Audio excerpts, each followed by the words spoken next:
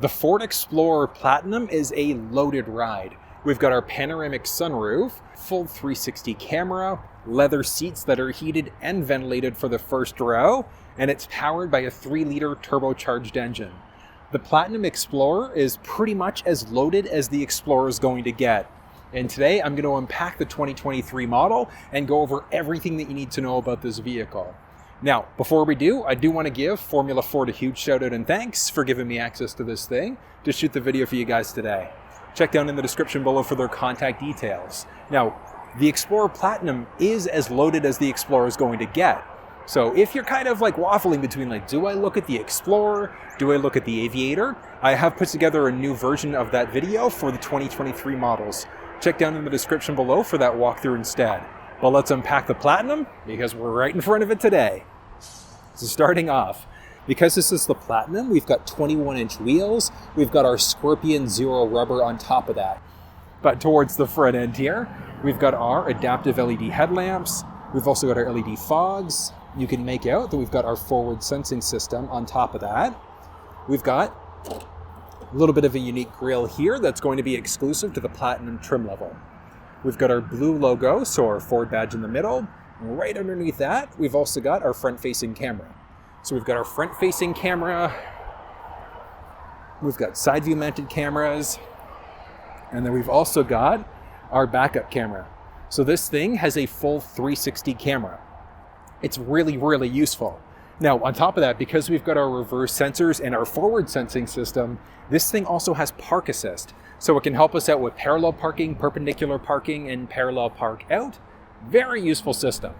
But if you want to know how to use that system, check down in the description below for a walkthrough on how it's used. Really straightforward. But looking on the outside, so we do have our blind spot system. So that's going to highlight, letting us know if anybody's entered the blind spot on either side of the vehicle. We've got a 5-digit number pad on the outside here as well. So as long as, if we want to get into the vehicle without our fob on us, we can enter in a 5-digit factory number. We can press the bottom 2 buttons here to lock.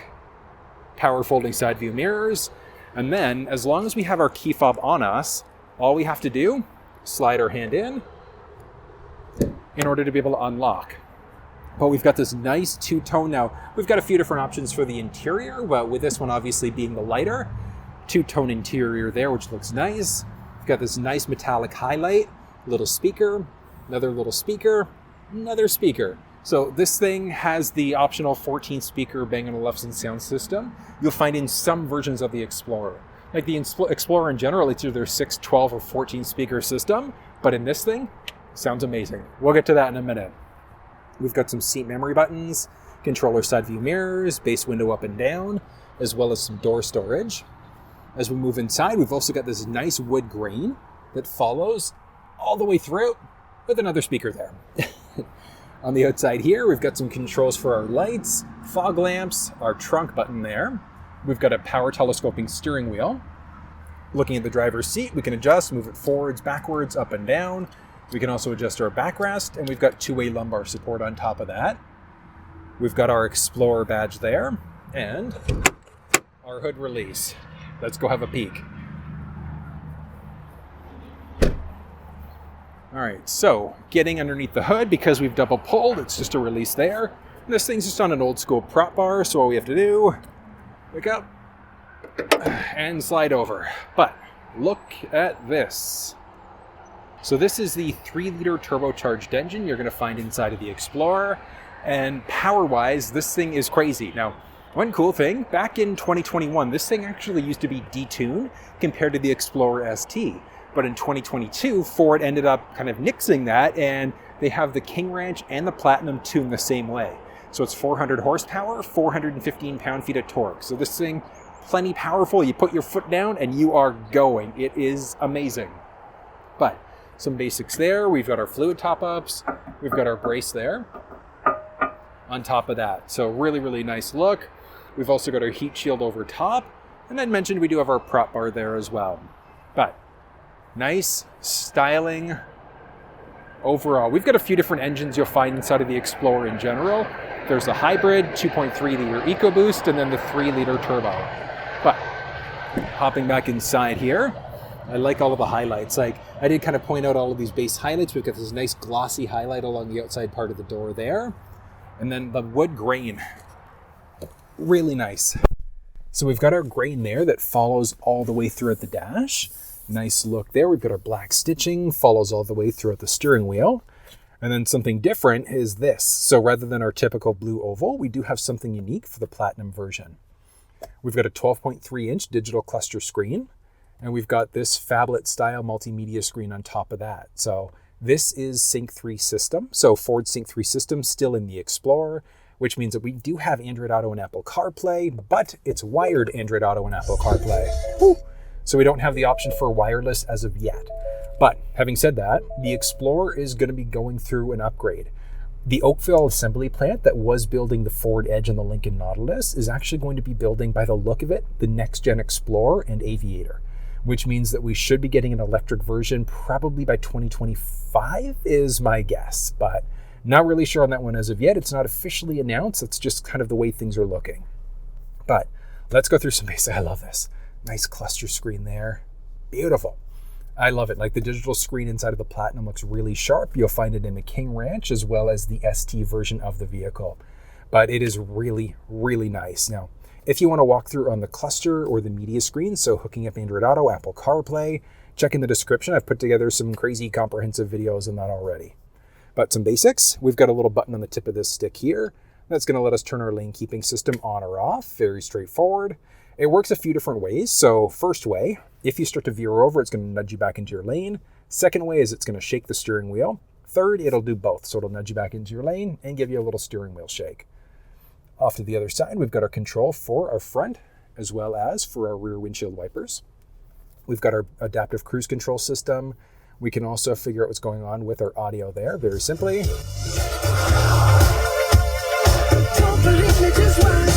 Okay, so firstly, I gotta say, like amazing sound, amazing band, but the sound inside of this thing is unbelievable. And that's because of the upgraded 14 speaker system inside of this thing. It is just a fully immersive audio experience. So if you're an audiophile, you could find this speaker setup in some of the other trims of the vehicle, but it is really, really nice sounding, as you heard there. But I mean, I love it. We've got, like I said, all of our controls there. We've got a control pad here to figure out what's going on with our cluster, answer or hang up on a phone call, all that fun stuff. Shifting off to the side, we are push button start inside of this. We've got a multimedia screen that supports Android Auto, Apple CarPlay. Like I said, we do need to have it connected through USB, and that's just done right through the bottom here. So you can see we've got 2 USB ports. We've also got a 12-volt power point down there. But out to the side, we've got our volume rocker. We do have our little park sensing system. So the beeping that we get as we back up, we can toggle that off. We've got our 4-way blinkers. We've also got our full 360 camera. So you can see there, so we've got our 360 view, front partial view, front 180 degree view instead. We do have, let's get rid of that. So our audio tab, we can connect phones very easily. We've got factory navigation built into this thing and a series of different settings. So really, like there are a lot of things that you can do with this screen. But moving down from there, series of different climate control settings. We've got heated and ventilated first row seats, driver passenger side, which is fantastic. Heated steering wheel. And then I did mention, so we've got this little tray, so open and close easily. But we do have 12-volt power point and 2 USB ports and a decent amount of storage in there. Moving down, we've got our shifter. So we've got our park reverse neutral drive and a low gear. We've also got a little phone storage area. We've got our cup holders there. We've also got a series of other buttons here. Now, a few things. We do have our parking brake, auto hold setting, auto start stop. We've got our traction control, downhill control, drive modes. But before we get to the drive modes, there would normally be another button right here, which is missing. And this button would be for our park assist system. We've got our drive mode selector. And then as we move through our drive modes, watch this. So in the cluster screens, we've got our normal, slippery, trail, and deep snow and sand mode. And then out to the other side, we've also got eco, sport, as well as tow haul. Sport mode, you're probably going to love it if you've got a little bit of a lead foot. It's going to really unlock the truest performance inside of this, but it is nice that we've got a series of selectable drive modes on top of that. But you're realistically going to be okay in normal most of the time. I just love it, like how we get into different modes and it changes up like the full look of how the cluster looks on top of that. Like, hold on, watch this. Sharp. I love it. I love the look there. It's really, really nice. Eco mode, normal mode, etc. But the Explorer Platinum does feature intelligent all-wheel drive. And what that means is that as the vehicle recognizes it needs power to different wheels, it's automatically going to apply that as necessary. We do have different drive modes, as I pointed out, and we can lock those modes into place. So if you want a sportier performance, sport mode is where you want to be. If things are a little bit crazy outside, we can also go into that slippery snow mode on top of that, which is nice. But moving down, we also do have a wireless charge pad hidden back here. So if your phone supports wireless charging, that's where we're going. We've got this nice stitching in the armrest. We've also got removable tray, 12-volt power point on the inside of the armrest there as well. Moving up overhead, we've got an auto-dimming rearview mirror, basic controls as well for our panoramic sunroof. As that's opening, we've also got controls for the inside, for our lights. We've also got our control for our door lights there as well. We can vent out the sunroof if we want to. So if we want to create a cross breeze, we can do that. Or, now let's open up this whole roof here, just so you can get a full appreciation of what's going on. But look at that. Beautiful. And then we can pop this thing open, single button press, opens it up most of the way. Oh, look at this.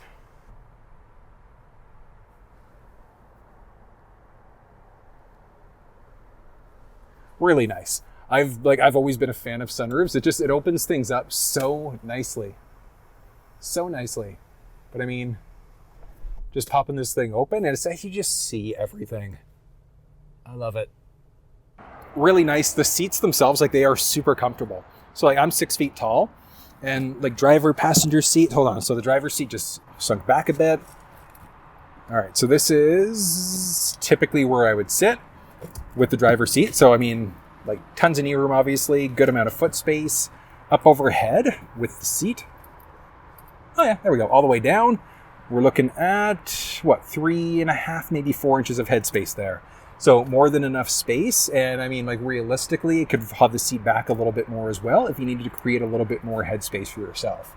So 6'5", 6'6", you'll probably comfortably be able to fit inside of this thing. So. Okay, and then listen to this. Multi-way adjustable headrest, which is amazing. Now this thing technically would have the option for massage chair seats, stripped away at time of ordering from the factory. It is going to be a matter of preference whether or not you want to get those seats though. So typically it would be included, but it is available as a delete. So if you don't care about the feature, you can save yourself a couple bucks right from the factory. But moving into the second row of the Explorer. So we do have sunshade there, which is great. Same styling that we've got in the first row. You'll find in the second door there, all of our gloss highlights, some storage there. And the inside here, let's take a peek. So, actually, you know what? I've got this seat set up for 6 feet, this seat, and it's going to work perfect. So, just going to hop over here and taking a peek. I've got a nice amount of knee space there, good amount of foot space. And then up overhead in the second row, I've got, what are we going to call that? 2-ish inches of headspace here. So we do have the flexibility. There's a release along the side. We could move the seat forwards, backwards a little bit if we want to. And we've even got a bar in between our legs there that we can use in order to slide the seat forwards and backwards a little bit more. But this would kind of be maxed out for comfort there for me. You can see there we do have our pocket behind the driver passenger side. Down below, we also do have 2 USB power points. There's also a wall outlet. And then we've got a few cup holders there. Now, there would typically be more controls there. So we would have controls for second row heated seats, as well as controls for fan speed and things like that. It's gone on this one because, same thing, we do have some options we can get deleted from the factory, and those are also controls that were removed at time of ordering. You may be able to get them installed afterwards as well, but if it's done at time of ordering from the factory, chances are good, just because of the way things are with production and parts availability and things like that, you won't be able to get it added back in. So if that's a must for you and you want to have heated second row seats, just go in knowing you're probably going to wait a little bit longer for your Explorer than if it didn't have it. So something to think about. But if we look at the configuration here, so this is obviously the dual captain's chairs. We would have the option for a bench seat instead. So it's going to be a matter of preference. Do you want 6 or 7 seats inside of your Explorer? If you don't need the 6 or 7 seats, I would recommend just getting the dual captain chairs instead. And the big reason why, as I shimmy back here, oh, awkward, is the easier pass, as I make it look challenging, the easier passer to get into the third row. And I mean, one of the benefits of having that bench is this. So, I mean, like I'm 6 feet tall and like, you know, look at this. So I've got a decent amount of knee space here, but I can also just kind of kick my leg out if I want to kind of stretch out there, which is nice. Something you obviously wouldn't be able to do if you've got the bench seat. So it's something to consider. But at the same time, if you need the extra space for all the extra cargo space back there, you could get the bench at time of ordering from the factory as well. But I mean, it is nice overall. Like feature-wise back here in the third row, not a ton of stuff. We've got a little cup holder there, bit of storage, little vent control, and a light. And that's really about it back here. Not too much else. In the second row, we do have that vent control, a little light, and a cargo hook, as well as an assist handle there. And that's for both the driver-passenger side. But we've got a few different ways we can get out of here too. Little button up at the top there. That's useful, the button that I just pushed there, if you've got the bench seat. So just easily getting in and out by pushing that button there. And same idea. Not impossible to get in and out of this thing at all. Sliding the seat back. Now, one thing to point out, you may not have seen it, maybe. We do have our tether points there. So anchors, tethers, etc. So if you've got front-facing, rear-facing child seats, you're not going to have an issue inside of this thing whatsoever. It is nice. I do like that we've got the door shade there as well. Moving to the back, we do also have non-locked gas cap. We've also got a capless system. And then one of the nice things about the Explorer lineup, like even with the more powerful 3-liter turbo engine, minimum manufacturer's recommendation for fuel is still just 87 octane. But having said that, horsepower and torque specs are all achieved using a premium fuel. So do you need to use a premium fuel? No, but do you want the best possible performance out of it? If so, yes, you want to use at least a 91. Not necessary because you could still run this thing off of 87, no problem though. But moving towards the back end of the Explorer, we do have our rear wiper there. A little spoiler along the top, so we go to a different angle there. Our Explorer badge with our rear camera. We've got our Platinum badge, reverse sensing system, quad tip exhaust, our 4 7-pin provisions for towing, as well as our receiver. So if you are looking at towing, the Explorer Platinum, the King Ranch, or the ST are all going to have the same towing capacity with that 3-liter engine, and that's going to be 5,600 pounds. The 2.3 EcoBoost is 5,300, and then the hybrid is going to be 5,000 pound max towing capacity. So it's going to be a matter of preference which way you go. But I mean, it is nice. This thing can pull quite a little bit. And that's the same for the Lincoln equivalent for the Aviator lineup, 5,600 pound max towing. But we've got a few different ways that we can get into the trunk of the vehicle. So if you've got your key fob, we've got a little button there we can double push in order to get in. The last R in Explorer, we've also got, see there, a little arrow. So underneath we've got a button there. And then this thing would normally also have a foot activated liftgate, so we could just kick.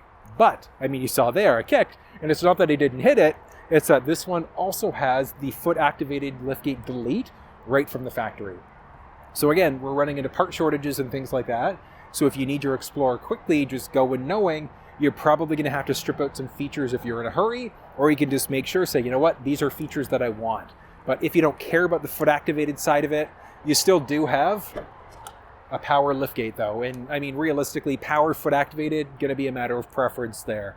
I think like even with a foot activated liftgate, whenever I've done it, I've usually always pressed buttons anyways. But I mean, obviously preferences. On the inside here, we also do have, so these are just our regular carpet liners. We've also got our thermoplastic rubber trays instead. So one of the benefits of those trays is that if you're the type of person to get a little bit messy with hikes and things like that, we can just pull out the trays and spray them off instead. Pretty cheap getting them from the factory. You could do aftermarket WeatherTech liners and things like that as well. For the seats, so for all 3 rows, or just for a cargo protector there, which this one also has. So we've got our thermoplastic rubber tray there as well. But I mean, overall, nice look, nice style. All on the left side here, we've got a little cargo hook, another speaker back here. Off to the right side, we've got a 12-volt power point. And then we've also got buttons to be able to lower our seats, so we can fold down the left or the right row independently.